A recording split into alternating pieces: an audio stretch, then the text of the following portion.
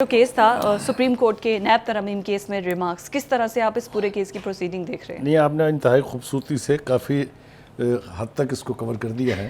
اب میرے لیے کتنی گنجائش باقی بچی ہے بولنے کی وہ میں دیکھتا ہوں اس کو. اینی وے جی، آپ نے ٹھیک کہا کہ چیف جسٹس صاحب نے آج بہت اہم ریمارکس جو ہیں وہ دیے ہیں، اور خاص طور سے جس کا آپ نے ذکر کیا کہ اگر قانون ہم توڑیں یا فوج توڑیں فرق کیا ہے. قانون تو ٹوٹ گیا نا، یعنی قانون کی بے حرمتی تو ہو گئی، رائٹ، ارریسپیکٹیو آف فیکٹ کہ کس نے توڑا اس کو. دوسری بات یہ ہے کہ وہ کہتے ہیں کہ قانون کو معطل کرنا، یعنی پارلیمنٹ اگر قانون بنائے اور آپ اس کو معطل کر دیں تو اس کا مطلب یہ ہے کہ آپ بھی سسٹم کے خلاف ایک طرح سے ساز باز کر رہے ہیں. بالکل ٹھیک ہے. وہ اس سے بھی اور آگے گئے ہیں. انہوں نے کہا کہ اگر قوانین آرڈیننس کی صورت میں ہی آنے ہیں تو پھر پارلیمنٹ کو بند کر دیں. ایک شخص کی مرضی اگر آپ نے پوری قوم پر تھوپنی ہے اور آرڈیننس کے ذریعے آپ نے قانون سازی کرنی تو پھر چھوڑیں، تو یہ پارلیمنٹ کا کھیل جو ہے رہنے دیں. تو کافی بٹر ریمارکس تھے چیف جسٹس کے. آج کوئی دو رائے اس کے بارے میں نہیں ہے. اصل میں جو کیس ان کے سامنے ہے وہ یہ ہے کہ نیب کے قوانین بنے تھے، پھر ان کے اندر امینڈمنٹس ہوئی تھی، پھر ان کے اندر مزید امینڈمنٹس ہوئی تھی، پھر وہ سارا اٹھا کے ایک طرف رکھ دیا گیا تھا. ایک کافی فٹ بال بنا رہا ہے یہ نیب کا. شروع میں چیف جسٹس صاحب نے پوچھا کہ بھائی کتنی سماعتیں ہوئی ہیں اس کے بارے میں، تو انہوں نے کہا جی 53. اور میجر ٹائم اس بات پہ گزرا کہ یہ قابل سماعت بھی ہے کہ نہیں ہے. آپ ذرا تصور کریں. تو پھر وہ سمجھ میں آتی ہے نا کہ کیسے اتنے لاکھ کیسز پینڈنگ پڑے ہیں سپریم کورٹ میں. اگر ایک کیس کو آپ ڈریگ کر کے اتنا لے جائیں گے اور جس کام کے فیصلے میں تاخیر ہوگی وہ تو فیصلہ نہ کرنے کے برابر ہو گیا نا جی وہ. اینی وے، تو آج کی جو پروسیڈنگز تھیں اس میں جو ایک خاص بات تھی وہ یہ کہ جو بانی پی ٹی آئی ہیں ان کو جیل سے ویڈیو لنک کے ذریعے عدالت سے کنیکٹ کیا گیا تھا. اگر آپ کو یاد ہو تو کل بھی ہم نے یہ کہا تھا کہ اس کے امکانات بہت کم ہیں کہ اس کو لائیو کوریج کے طور پر آپ پوری دنیا کو دکھائیں. اس لیے کہ ایک بات تو یہ کہ یہ ایک وکیل یہ سمجھ سکتا ہے اچھی طرح سے کہ جب تک وہ ان کے بولنے کی باری نہیں آئے گی ان کو دکھانے کا نہ کوئی فائدہ ہے نہ کوئی ضرورت ہے. بالکل ٹھیک. تو آج چونکہ وہ سارا عرصہ خاموشی سے سنتے رہے، آپ نے دیکھا ان کا جو سٹائل بھی تھا بیٹھنے کا، انگلی گالوں پہ رکھ کے، تو لیکن اس کے حوالے سے کوئی فیصلہ نہیں ہے کہ اس کی کوریج کو لائیو دکھایا جائے گا. میرا نہیں خیال، کچھ سینئر وکلا کا بھی خیال یہی ہے کہ شاید یہ لائیو نہ دکھائی جائے. آج کی اگر پروسیڈنگ نہیں ہوئی تو آگے بھی موسٹ پروبیبلی نہ ہو. میرا خیال سے یہی ہے. تو اب آ جائیں جناب ہم. لیکن پی ٹی آئی کے بہت سے حلقوں پہ ان کو اس چیز پر ہے کہ آپ سامنے دکھائیں، آپ اس کو چھپا کیوں رہے ہیں؟ اس میں ایسی کون سی بات ہے؟ سوشل میڈیا پر یہ بہت بڑی ایک بحث ہے. ہاں، یہ تو ابھی چلے گی اور کافی دیر چلے گی. مطالبات ہوتے رہیں گے. آپ کو پتہ ہے social media is the best tool اور strong tool of the P T I. So یہ باز گشت تو ہم ابھی سنتے رہیں گے کافی دیر تک. اب آ جائیے جناب اس میں جو اس پروسیڈنگ کے بیچ جو ایک نئی ڈیولپمنٹ ہوئی ہے وہ بہت امپورٹنٹ ہے. اچھا. اور وہ ہے کہ واڈا صاحب نے جو کل پریس کانفرنس کی تھی، مائی گاڈ، اس کے حوالے سے ایک نہ صرف یہ کہ چیف جسٹس صاحب نے نوٹس لے لیا ہے بلکہ 3 رکنی بینچ بن گیا ہے جو کل ہی اس کی پروسیڈنگ کرے گا. یعنی اتنا اہم سمجھا ہے اس کو عدالت نے فوراً کہ کل ہی اس کی پروسیڈنگ ہوگی. اب اس کی 2 بنیادی وجوہات ہیں. ایک تو یہ کہ جو جسٹس من اللہ صاحب نے جس طرح سے اس سٹیٹمنٹ کی ایکسیپشن لی، انہوں نے کہا کہ میں اس کو نہ تو یہ کہ قابل قبول ہے بلکہ میں اس کی مذمت بھی کرتا ہوں. کنڈیم کیا انہوں نے بہت بری طرح سے کنڈیم کیا اس کو. واڈا کی پریس کانفرنس کیا تھی؟ میرے خیال سے تھوڑا سا اگر ہم اس کو نہیں سم اپ کریں گے تو بات سمجھ میں نہیں آئے گی. انہوں نے یہ کہا تھا کہ اگر ہماری پگڑیاں آپ اچھالیں گے تو ہم بھی آپ کی پگڑیاں اچھالیں گے بلکہ فٹ بال بنائیں گے اس کو. اچھا، یہ وہ میڈیا سے ٹاک کر رہے تھے، میڈیا ٹاک تھی، تو ہمیں لگا کہ پریس سے ہے یہ. This was a press conference. میں نے نا بھی پروگرام آنے سے پہلے واڈا صاحب سے بات کی. اچھا. فون کیا میں نے ان سے، میں نے کہا جناب یہ کیا ہے، کیا کہہ دیا یہ کیا گلے پڑ گیا آپ کے؟ تو انہوں نے کہا جی پہلی بات تو یہ ہے کہ میرا ہدف یا میرا نشانہ سپریم کورٹ نہیں تھی. میں میڈیا سے بات کر رہا تھا اور میں نے ایک جنرلائز ٹرم میں بات کی تھی کہ اگر ہماری پگڑیاں اچھالی جائیں گی تو ہم بھی پگڑیاں اچھالیں گے. کس کی؟ کوئی خاص نہ میں نے نام لیا تھا نہ میری کسی سے مراد تھی. تو میں نے ان سے پوچھا کہ پھر اب آپ کل سپریم کورٹ میں کیا کہیں گے؟ ہاں. تو انہوں نے کہا دیکھیں میں ایک تو یہ سوال کروں گا ان سے کہ آپ نے یہ کیسے ایزیوم کیا کہ میرے مخاطب آپ تھے؟ ٹیکنیکل گراؤنڈز پہ وہ کوشچن کا بیلٹ ہے. مجھے بتایا اس سوال میں گڑبڑ تو کہیں نہیں ہے. اور وہ کہتے ہیں کہ فرض کریں آگے سے کورٹ کہتی ہے کہ جی ہاں ہم تو آپ کی پگڑیاں اچھالیں گے. تو پھر میرا وہی جواب ہوگا جو میں نے پریس کانفرنس میں دیا ہے.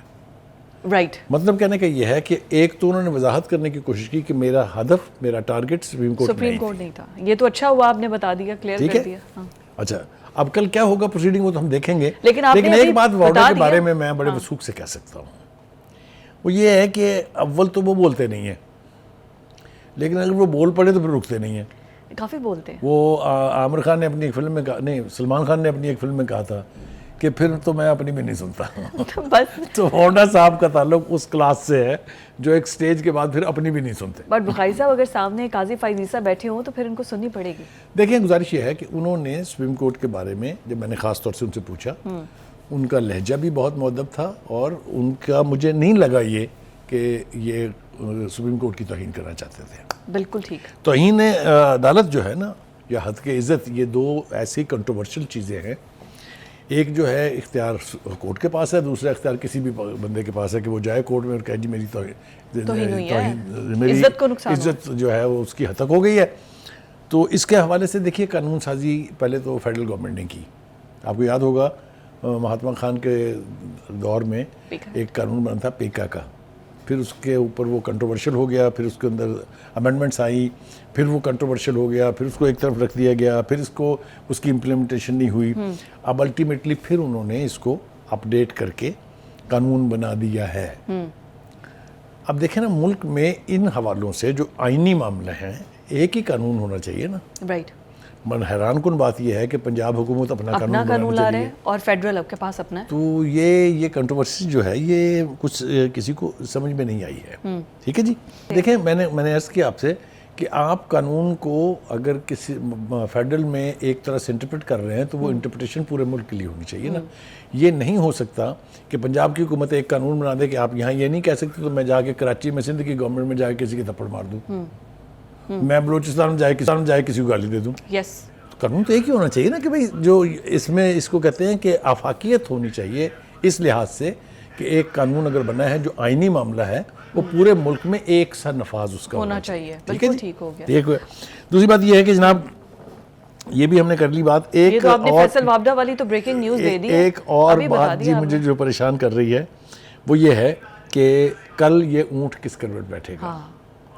کیونکہ صاحب نے بھی آج شاید کہہ دیا ہے کہ وہ بھی ایک ہفتے کے لیے شاید باہر جا رہے ہیں, اسی لیے آج کی پروسیڈنگ جو ہے وہ اس کو پوسٹ پون مطلب ملتوی کر دیا گیا ہے, ایڈجرن ہو گئی ہے وہ. تو یہ نیب کے حوالے سے کیا ہوگا. NAB is a bad law. It was created and constituted this ordinance by General Pervez Musharraf. Yes. اور اس کا واحد آبجیکٹو تھا ٹو وکٹمائز دا پولیٹیشین. اچھا, یہ چیز بھی آج کورٹ میں آئی ہے کہ یہ کتنی دیر میں بنا ہے. ایک مہینے میں جی, ایک مہینہ نہیں لگایا انہوں نے. اور سماعتیں اس لیے اگر آپ کو میں وہ یاد دلاؤں کنٹروورسی جو جنرل امجد صاحب جو اس کے پہلے سربراہ تھے, انہوں نے آرگو کیا تھا جنرل مشرف صاحب سے کہ جب تک ہمارے پاس ثبوت نہ ہو ہم کسی کو گرفتار نہ کریں. نہیں کر سکتے.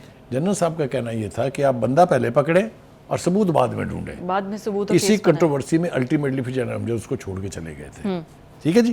بالکل. یہ قانون یعنی ایک برے مقصد کے لیے ایک نیگیٹو اپروچ کے ساتھ بنایا گیا تھا, اور مجھے اس بات پر بہت حیرت ہے, اور میں اگر آپ کہیں تو میں مذمت کرنے کے لیے بھی تیار ہوں سکسیسو گورنمنٹس کی کہ وہ ایک ڈکٹیٹر کے بنائے ہوئے اس قانون کو اپنی گود میں لے کے پالتے رہے ناجائز بچے کی طرح سے.